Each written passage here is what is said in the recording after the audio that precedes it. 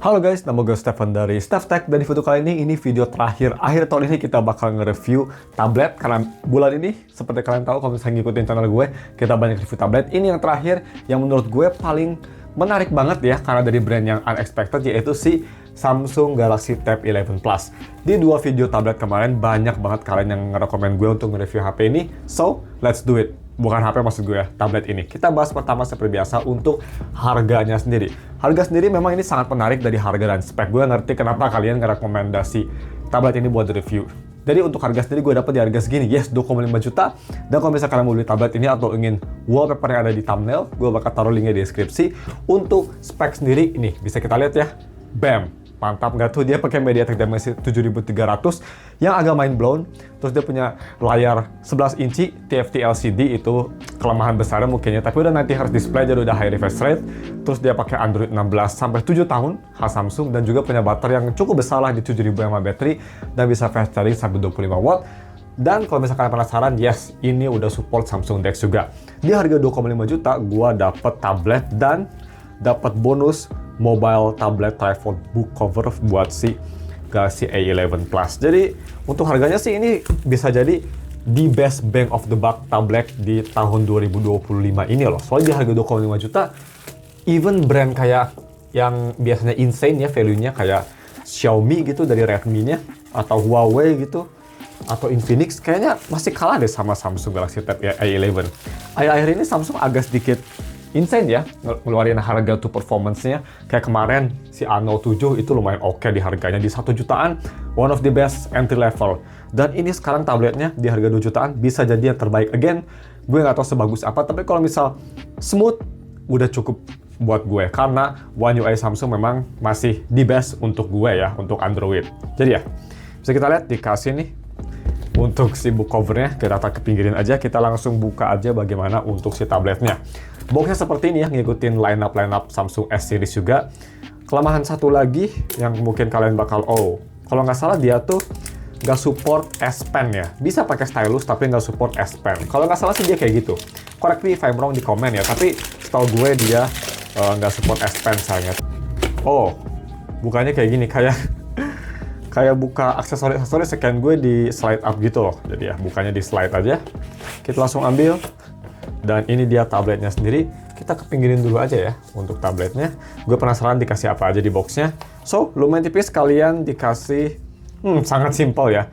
Dikasih ini nih, kabel Type-C atau Type-C charging yang sampai 25 watt. Dan di sini tulisannya dikasih SIM ejector ya. Tapi apakah dikasih atau enggak? Oke, dikasih juga. Jadi ya, kita bisa lihat nanti. Kalau nggak salah dia ada microSD expansion. Karena ini kan gue variannya varian yang Wi-Fi only ya. Kita langsung buka aja. Ini kita buka dari, dan seperti ini untuk tabletnya sendiri. Look at that. Desainnya sih simple banget ya, nggak jelek tapi nggak bagus juga, no difference. Dan untuk tabletnya sendiri dia ini enak. Ini terbuat dari metal ya ternyata tabletnya untuk bagian sininya, tapi sini plastik, dan bagian frame juga dia terbuat dari plastik. Oh ya, salah satu yang bagus juga dari tablet ini, dia speakernya udah kuat speaker Dolby Atmos loh. Yes, harga 2 juta speakernya udah 4. Gila nggak tuh? Untuk kamera dia simpel aja kamera ya. Jadi kalau misalnya untuk kamera depan dan belakang, dia depan 5 megapiksel, dan di belakang nih single kamera jadi 8 megapiksel, video recording sampai 1080p aja. Ya udah cukup capable lah kalau misalnya untuk nge-zoom dikit, karena dia penempatan kameranya juga udah bener ya di sini di tengah. Jadi bukan di portrait kayak iPad zaman dulu. Di sini jadi pas gitu.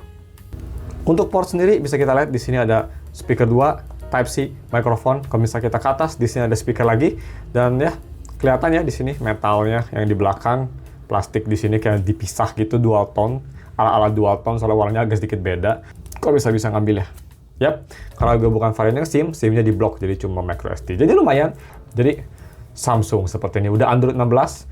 Gue nggak tahu ini support AI atau enggak, kayaknya sih belum tentu ya. Nanti kita bakal cek juga di first impresi.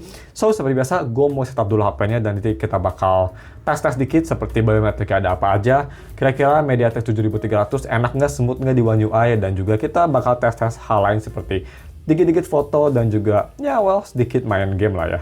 Oke, kita langsung aja setup, I'll be back soon. Oke, udah gue setup tabletnya. Sebelum kita masuk ke first impression bentar, gue mau bahas dulu. Tadi gue bilang kan ini pakai Dimensity 7300 7300. Ya ini sebenarnya pakai MT8775 ya kalau misalnya kita mulai di dev check nih. Tapi ya ini pretty much sama aja. Ini kalau misalnya gue lihat di Google tuh ini masih satu family sama 7300. Ini tuh khusus buat tablet katanya, buat nge-provide smoother experience iming-imingnya. But ya sama aja pretty much. Kalau misalnya kalian bingung antara mereka berdua, itu pretty much satu keluarga. So kita pertama langsung ya tes bagaimana untuk biometric. Dia nggak ada fingerprint, yang pastinya oke lah di harga segini. Bisa pakai si Face ID-nya. Kalau misalnya kita coba tes ya, 1, 2, 3. Kebuka. Muka gue kurang kelihatan kayaknya. Nah, kayak gitu. Jadi scanningnya bukan yang terbaik ya, bisa kita lihat tuh. Oke, next kita langsung lihat aja bagaimana untuk si software sendiri. Yang pastinya right off the box dia sudah di Android 16 ya. Kalau misalnya kita kesini nih ke software information, sorry, banyak motor-motor nggak jelas di luar. Android 16, One UI 8, jadi kalau misalnya mau ditambah 7, ini sampai Android 23 software supportnya karena 7 tahun. Insane banget tuh, itu yang pastinya salah satu strong point dari Samsung. Dan yang gue lumayan agak surprise juga dari si layarnya. Layarnya ini kan gue kira TFT itu bakal jelek ya, tapi dia terang banget loh ini. Ini udah full brightness ya, kalau misalnya kita mau lihat brightness-nya ini udah full brightness dan terang loh ini. Studio gue lumayan cerah ya, banyak ada 3 lampu dan ini masih terang banget walaupun dengan banyak lampu. Jadi TFT screen lumayan terang dan juga kualitas layarnya menurut gue cukup bagus loh ini. Walaupun dia bukan AMOLED atau IPS, jadi memang TFT-nya Samsung memang gak jelek-jelek amat gitu ya. Kalau misalnya kita mau coba ke YouTube, sekarang kita dengerin speaker juga ya. Kita coba ke YouTube, kita coba dengerin siapa ya? Yang suara netral, line ini mungkin ya, Days to Send atau enggak, Noise Critical. Kita coba. Nah, dia pakai Dolby Atmos ya by the way nih. Gue nyalain Dolby Atmos-nya dan harus agak keras volumenya memang walaupun quad speaker, tapi suaranya enak sih menurut gue. Bass-nya pas ya di harganya. Ya gue berharap ada sedikit bass lebih, tapi bassnya menurut gue udah pas. Dan yang paling insane banget sih di harga segini 2 jutaan, quad speakernya tuh dari soundstage-nya yang sangat luas dan bagus banget. Suara vokal juga kerasa jernih, tadi kita bisa dengar Noise Critical yang suaranya agak berat, bisa pas ya, nggak terlalu cempreng, nggak terlalu bassy, nice. Dan yang bikin bagus juga detailnya cukup oke. Jadi kalau misalnya kita dengerin lagu, detailnya kerasa, kecering-keceringnya kerasa bagus. Cuma ada satu kelemahan yang agak sedikit annoying, yaitu dari si instrumennya, atau separasi instrumen lebih tepatnya. Separasi instrumen menurut gue di speaker ini agak lemah ya. Jadi kalau bisa banyak going on, bisa banyak lagu, banyak instrumen gitu ya, itu bakal kerasa sempit banget. Jadi walaupun soundstage luas, tapi si instrumen sama vokal itu kayak di satu pojokan gitu loh, nggak mau nyebar. Itu yang gue rasa sih. Tapi ya, gue bakal bahas lagi lebih detail yang pasti untuk speakernya. First impression sih, quad speakernya udah sangat-sangat bagus banget sih overall untuk harganya. Ini dibanding sama tablet 4 jutaan sih, ini bagus banget sih quad speakernya. Oke, untuk layar sendiri sih day to day tadi gue coba 90Hz cukup bagus, cukup smooth, dan kalau dia bukan pakai chipset yang tai atau yang jelek ya. Jadi kalau misalnya kita tadi kayak mau buka YouTube gitu, yes, memang nggak sekencang kayak flagship, tapi nggak lambat-lambat banget juga, masih enak tuh. Kalau misalnya kita buka YouTube, kalau misalnya kita klik ini untuk si multiple screen gitu, kalau bisa mau multitasking seperti biasa, kita misal mau buka Chrome gitu ya. Di sini kita sambil nonton atau Noise Critical lagi, kecilin dikit. Ini masih cukup enak juga tuh ya, bisa digeser-geser. Cukup smooth, cukup enak. Dan yang pastinya yang bikin bagus di sini yaitu ada si DeX Mode. Jadi kalau misalnya kita mau ke sini, kita bisa nyalain DeX Mode. Kalau diklik, dia transisi dari DeX Mode ke normal mode-nya lumayan cepet ya, kita udah di DeX Mode. Kalau bisa mau dimatiin, tuh cepet tuh. Biasa kan agak nge-lag ya kalau di tablet murahan, ini lumayan smooth. Dan di sini pastinya bikin enak kalau bisa kita buka kayak YouTube musik, itu dia bakal buka di window kecil gini yang kalian bisa resize sendiri juga. Yang pastinya bakal enak banget ya, kalian bisa buka multiple windows, dan RAM 6GB juga masih cukup oke lah untuk buka beberapa windows seperti ini. Bisa kita lihat. Kita buka ini, terus kita buka Play Store mungkin. Nah, tuh. Masih smooth, navigasi masih oke. Refresh juga masih tinggi, so no problem at all. Dan yang pasti bukan para productivity pasti suka banget kalau ada fitur kayak gitu. Jadi nggak ada masalah untuk fitur itu juga. Dan selanjutnya gue mau bahas untuk si kameranya. Ini gue cepat aja karena gue nggak mau kelamaan juga. Kita foto aja cepat. Kalau misalnya kalian, oh gue kepepet ingin foto untuk dokumen. Oke, kita coba foto ya untuk dokumen. Kita coba foto ini nih, komik.